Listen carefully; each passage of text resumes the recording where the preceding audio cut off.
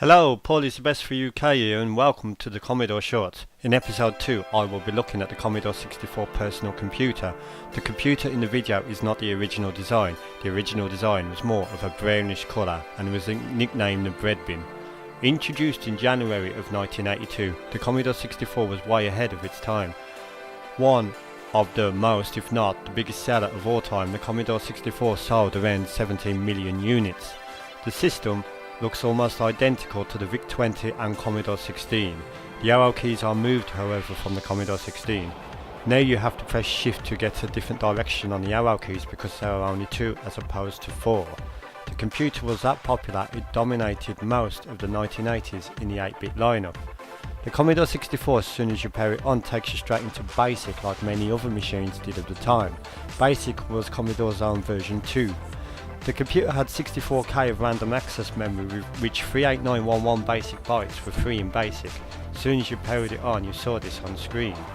The Commodore 64's BASIC interpreter was kind of strange. It defaulted in capital letters, but if you pressed the left Commodore key and the left shift key, it took you into the lowercase mode. This was also achievable with pokes in a basic routine. The Commodore 64 had hardware sprites and an amazing sound chip that was way ahead of its time. The Commodore 64 had such a long lifespan. It was introduced in August 1982 and discontinued all the way in April of 1994. The CPU was a MOS Technologies 6510 or an 8500. PAL ran slower than NTSC like most systems. NTSC was around 1.023 MHz where PAL was 0.985 MHz. The personal computer had 64 kilobytes of random access memory, as previously mentioned, and 20 kilobytes of read-only memory.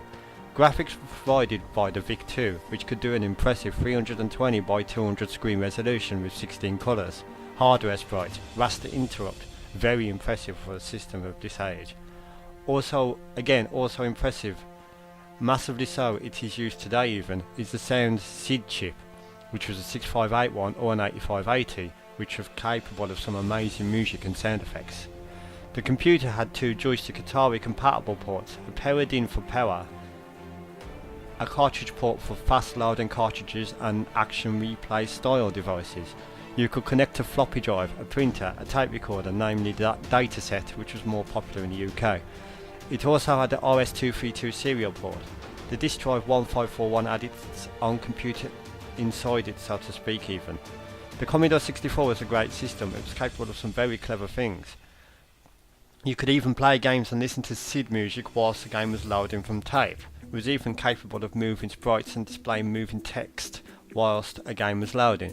This made the long wait of loading from cassette easier and less boring, although a lot just went and did other things at the time, such as put the kettle on and made a lovely cup of coffee. A lot of music loaders were provided by Ocean. Rainbow Islands and Chase HQ had the same music whilst loading. Back when I had a Commodore 64 in early 1991, I actually stopped the tape when the music started on Chase HQ thinking the game had finished loading, as prior to this I never known any computer that could play music whilst loading. The tape loading noises are muted, although you can modify the dataset with a small speaker if you wish to. Silent loading noises made it harder to find games on compilations and magazine cover tapes. The dataset did have a tape counter however, which people would note down the position of the individual games and programs. Like most tape-based computers, tapes could error at the moment most inconvenient, such as at the end of the loading. Sometimes this could be frustrating as you've waited 10 minutes just for the game to error, but 95% of the time it worked. Cartridge games loaded instantly, but there aren't many available. Later on in the Commodore 64's life, Ocean started to introduce some. The computer was that impressive it could even run a graphical user interface, namely GEOS, which stands for Graphic Environment Operating System. This resembles early versions of the original Mac OS and even included a word processor and a package amongst other utilities, all in 64 kilobytes of RAM. This made the C64 a great cheap business machine, although of course RAM was limited, as you had to run the GUI, the application you were using on top, and still have enough for document space. let's have a look at GEOS.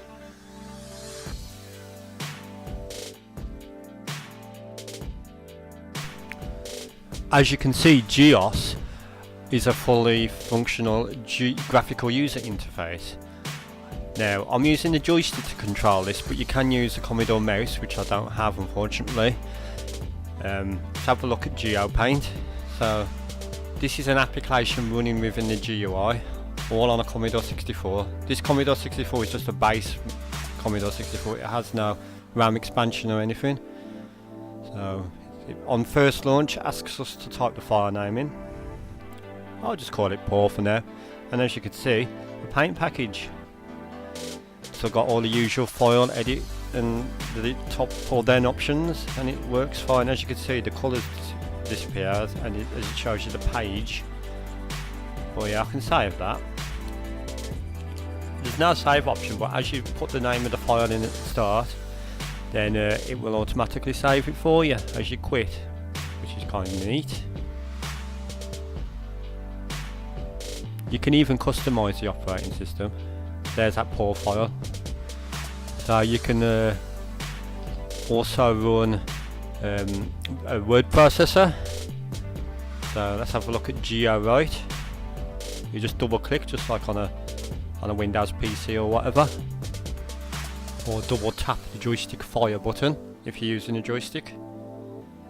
Again, on the word processor, the first thing it does is ask you to create a file, and here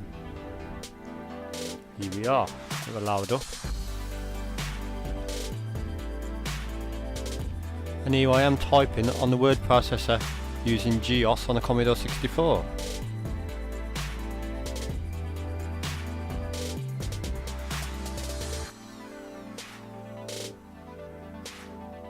Great stuff, I'm sure you'll agree. You can even change the font.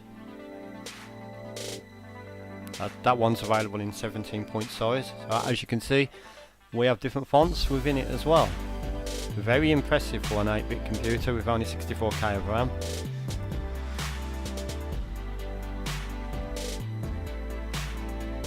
Yeah, you can quit out. It will save it automatically onto the disk, and there we go. This can also be run on modern SD reader devices like SD2 IEC and all that, and it can also be run on 1541 floppy drives. Due to the nature of a GUI, it's not on a tape based media, but that would not really be possible. Now, let's have a look at some games.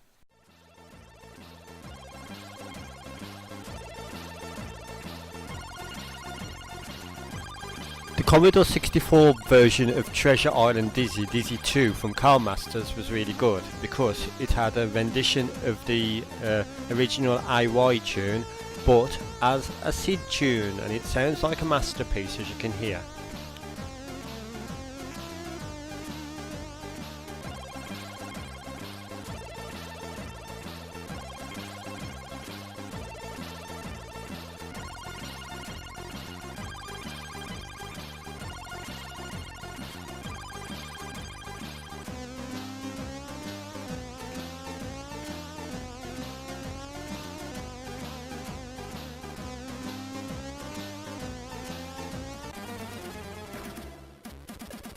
Turbocharged by System 3 was a fantastic Commodore 64 drive-in shoot-'em-up game in the sort of style of Chase HQ.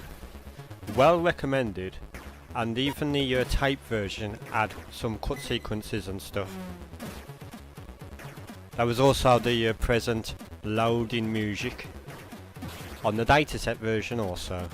Great fun.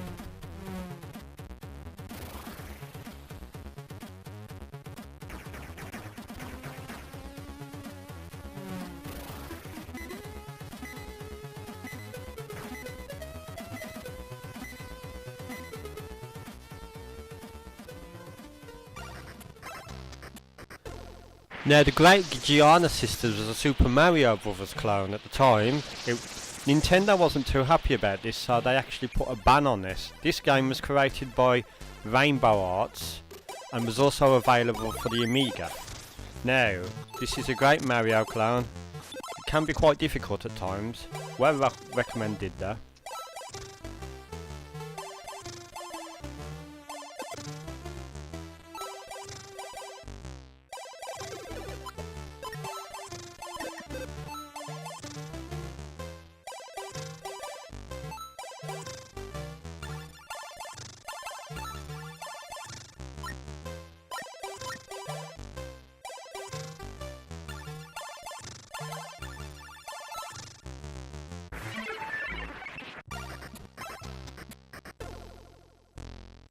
The similarities against Super Mario Bros. On the Nintendo NES are obvious, and that's why Nintendo wasn't too happy at the time.